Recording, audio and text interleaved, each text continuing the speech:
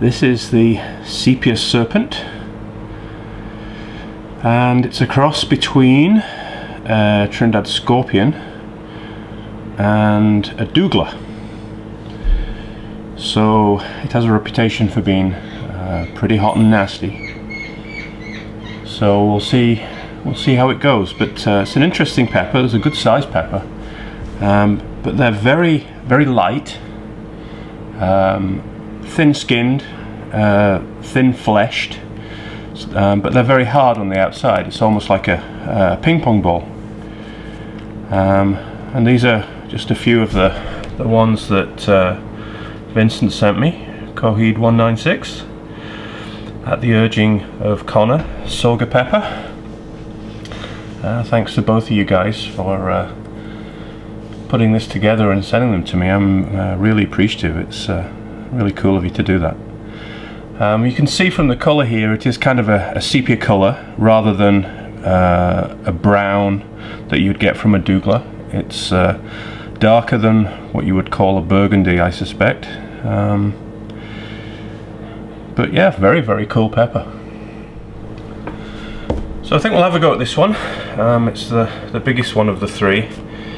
It's also the one that's sort of hardest on the outside, and I think it's probably the one that survived shipping the best. So let's have a quick look at it. You hear it pop when it opens because it's so incredibly thin-skinned. But almost the entire inside of the pepper is coated with a thick amount of placenta. So try and get a close up there. You can see the walls of the pepper are all yellow. That's all the placenta. And even on the cross section, if you look at the walls here, you can see there's a thin skin, thin flesh, and then it's just placenta. Now it smells very strong, and smells a little different than most peppers I've come across. I'll see if I can try and describe it for you in the other bit.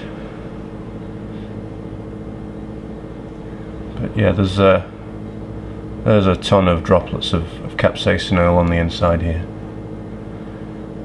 They're all just sort of coming out of the woodwork.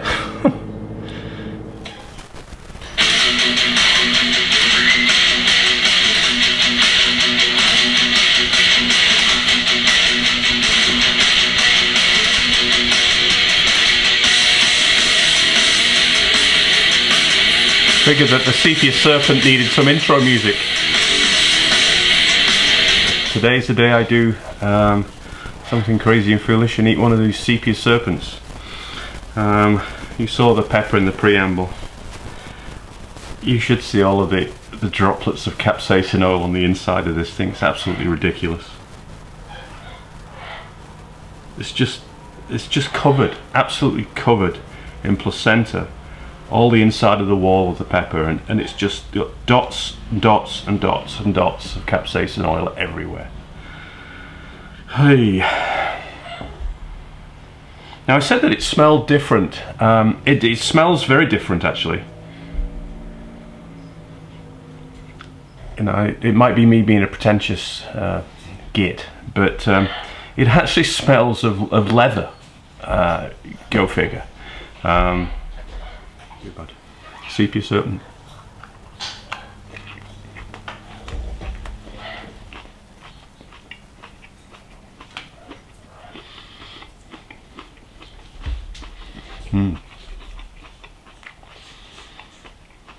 That's a little touch of bitterness.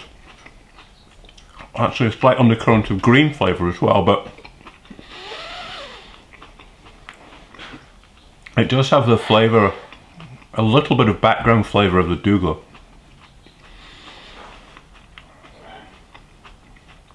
And it's quite hot to start with.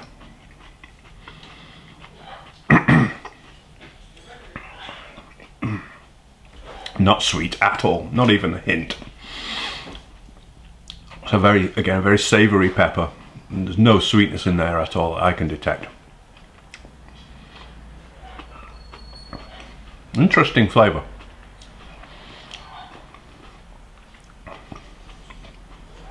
I can't taste leather, but I can smell it. What does leather taste like?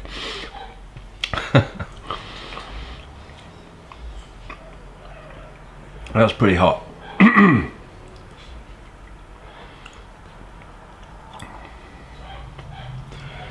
It's all back of the tongue. A little bit in the throat where I just swallowed it.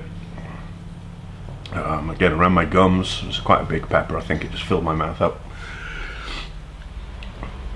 My tongue is screaming hot. Screaming hot. Oh.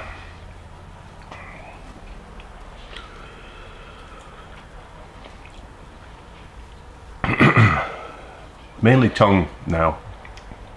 A little bit in the back of my throat sort of settled down. And a lot of tongue burn. Very, very painful tongue burn.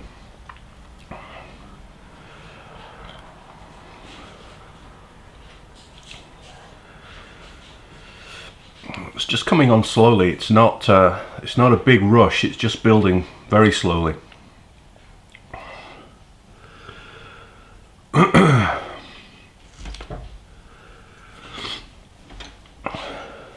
So far it's hot.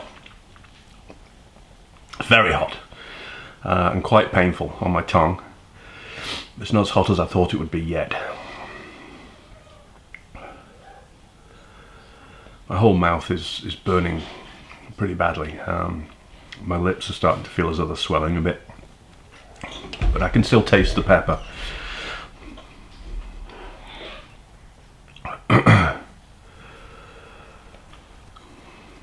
And it's just a very slow increase. It's getting slightly hotter, slightly more painful, but only slowly. And I'm not losing my sense of flavour, sense of taste. Quite a bit of drool, but nothing spectacular. My eyes, and I'm not crying. I'm just starting to sweat a bit. And in fact, the burn's just starting to go to the back of my throat now. Yeah, it's kind of moving across the tongue and going to the back of my throat for some reason. But it is a painful one again. Kind of like the Savannah was. And certainly like the Mad Balls is.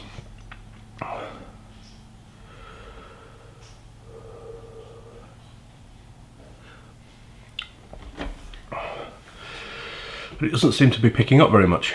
It seems to have plateaued fairly quickly. And while it's extremely hot, it's not quite what I expected. It is a painful one.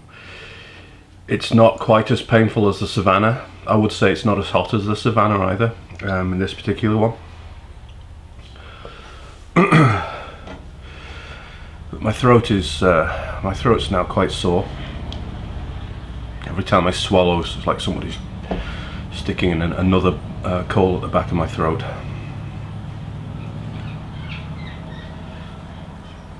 It's an interesting burn. It's while it's hot and painful, it smoulders a bit. It doesn't just ramp up and really blast your mouth, and it feels a little different in terms of the way that the burn is. Hard to put words to, especially when you're suffering.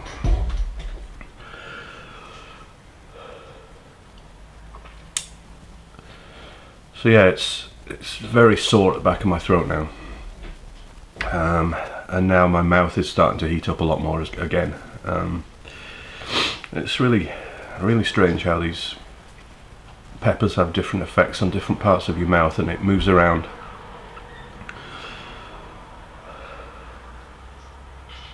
Yeah, it's just about peak now. I think it's hard to tell because it comes on so slowly, but I think it's on the way down a bit. I've just started to cry a little bit, just started to sweat a little bit now.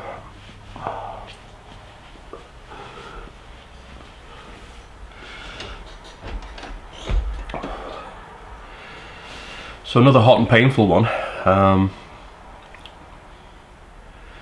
Flavour's very different, and the pepper itself is very different. The way it feels, it's like a ping pong ball. Very, very thin-walled, but quite hard.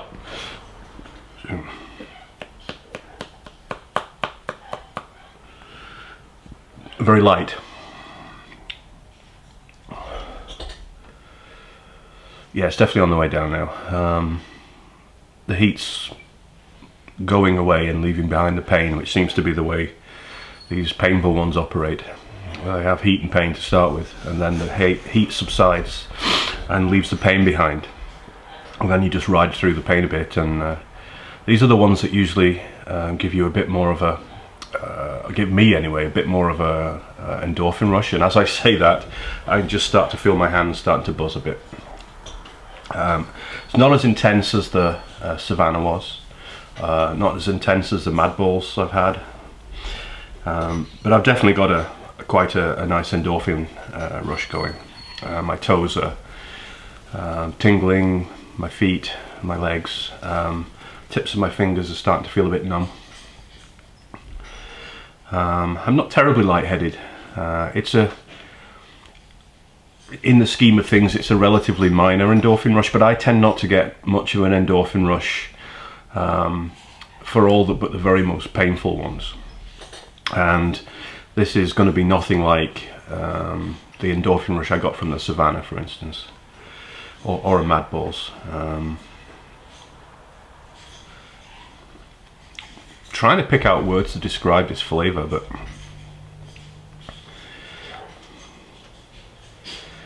you know, it's sort of, yeah, when you smelled it, it was that sort of damp leather kind of smell, and the flavour's kind of sort of a bit that way too. So this is Nigel Carter saying goodbye. I'll do an aftermath report for this one because we want to see how it affects my stomach and whether it's hard on my stomach or not. But not terribly hard on my mouth. Interesting pepper, but not as hot as I expected. But still super. I mean, super hot. It was. So this is Nigel Carter saying, I'll see you later for the aftermath report.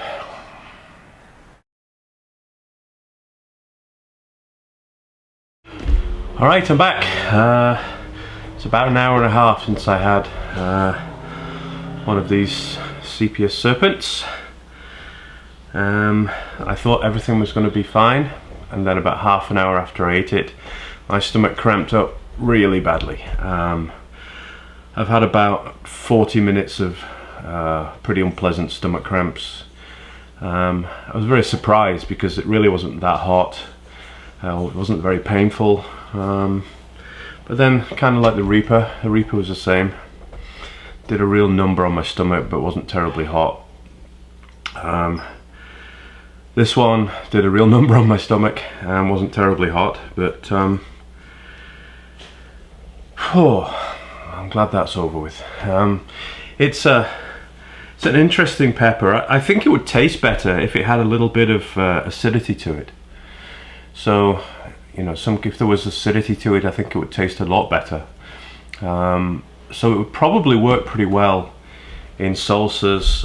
Ceviche probably would work really nice in something along those lines.